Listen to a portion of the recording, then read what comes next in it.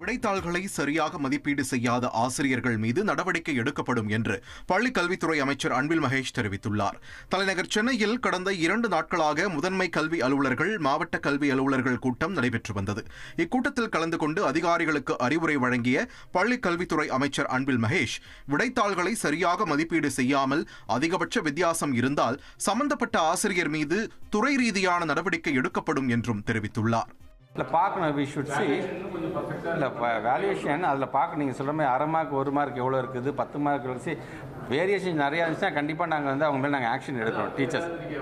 Teachers மேலே நாங்கள் action அந்த மாதிரி இருந்துச்சுன்னா இமீடியட்டாக நம்ம விளக்கம் கேட்குறோம். உங்களுக்கே தெரியும், சம்டைம்ஸ் 17 கூட அதில் நாங்கள் போகிறோம். ஏன்னா 10 மார்க் இருக்கிற மாதிரி இருந்துச்சு, அது மிகப்பெரிய பிளண்டர் மிஸ்டேக் அது. ஸோ 1/2 மார்க் 1 மார்க், ஸோ அந்த வேரியேஷன்ஸ் படி தான் நாங்கள் எடுக்க சொல்லியிருக்கோம். நாங்கள் இல்லை அதிகப்படியாக டீச்சர்ஸ் பெரிய வேரியேஷன் உள்ள மார்க்ஸ் எவ்வளோ முதல்ல எடுங்க அப்படின்னு நாங்கள் சொல்லியிருக்கிறோம்.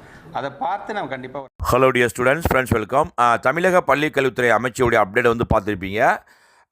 10th 11th 12th பப்ளிக் எக்ஸாமில் இந்த ரீவேல்யூஷன் ரிசல்ட்ஸ் வந்ததுக்கு பிறகு இந்த ரீவேல்யூஷனில் ஒரு 8 மதிப்பெண்கள் 10 மதிப்பெண்கள் அதிகமாக மதிப்பெண் வித்தியாசங்கள் வரும்போது அந்த ஆசிரியர்கள் கண்டிப்பாக துறை ரீதியான நடவடிக்கைகளுக்கு உட்படுத்தப்படுவார்கள் என்று சொல்லியிருக்காங்க. கண்டிப்பாக யாரெல்லாம் மதிப்பெண்ணில் நிறைய வித்தியாசம் கொடுத்துருக்காங்களோ அந்த டீச்சர்ஸ் கண்டிப்பாக விளக்கம் கொடுத்தே ஆகணும். இது சம்பந்தமான அப்டேட்டை தான் பள்ளிக்கல்வித்துறை அமைச்சர் கொடுத்துருக்காங்க. கடந்த வாரம் 10th 12th உடைய ரீவேல்யூஷன் ரிசல்ட்ஸ் பப்ளிஷ் பண்ணாங்க. கிட்டத்தட்ட 2051 மாணவிகளுக்கு மதிப்பெண்ணில் மாற்றம் இருக்குது. மிக முக்கியமாக பார்த்தீங்கன்னா இப்போ சென்டம் கூட ஒரு மதிப்பெண்களில் மிஸ் பண்ணிவிட்டு ரீவேல்யூஷன் ரீடோட்டல் போட்டு சென்டம் வாங்கியிருக்காங்க. ஸோ அந்த வீடியோ கிளிப் கூட உங்களுக்கு இணைச்சிருப்பேன், செக் அவுட் பண்ணிக்கோங்க. இது பார்த்தீங்கன்னா கொடைக்கானல் ஒரு ஸ்கூலில் 12th ஹிஸ்ட்ரியில் 98 மதிப்பெண்கள் எடுத்த அந்த ஒரு மாணவர் ரீவேல்யூஷன் அப்ளை பண்ணி சென்டம் வாங்கியிருக்காரு.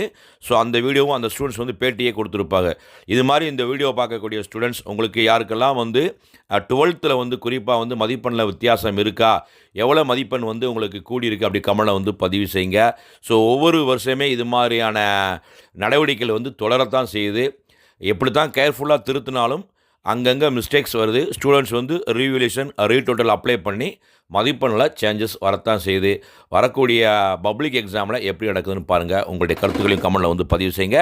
ஸோ உங்களுக்கு நீங்கள் ரீவேல்யூஷன் ரீடோட்டல் அப்ளை பண்ணி எவ்வளவு மார்க்ஸ் கூடியிருக்கு அல்லது குறைஞ்சிருக்குன்னு கமெண்ட்டில் பதிவு செய்யுங்க. என் பேர் ஜெயாகாஷ். நான் அட்டுவம்பட்டி கிராமத்திலேருந்து கொடைக்கானல் அரசு பள்ளியில் படிச்சுட்டு இருக்கேன். நடந்து முடிஞ்ச 12th எக்ஸாமில் நான் 513 மார்க் எடுத்திருந்தேன். ஹிஸ்ட்ரியில் எப்படியாவது சென்டம் மார்க் வந்துடும் நாங்கள் நினச்சிட்டு இருந்தோம். ஆனால் எனக்கு சென்டம் வரல, 98 மார்க் தான் வந்துருந்துச்சு. நாங்கள் எங்கள் சார்கிட்ட பேசி நாங்கள் ரீவேல்யூஷன் அப்ளை பண்ணியிருந்தோம்.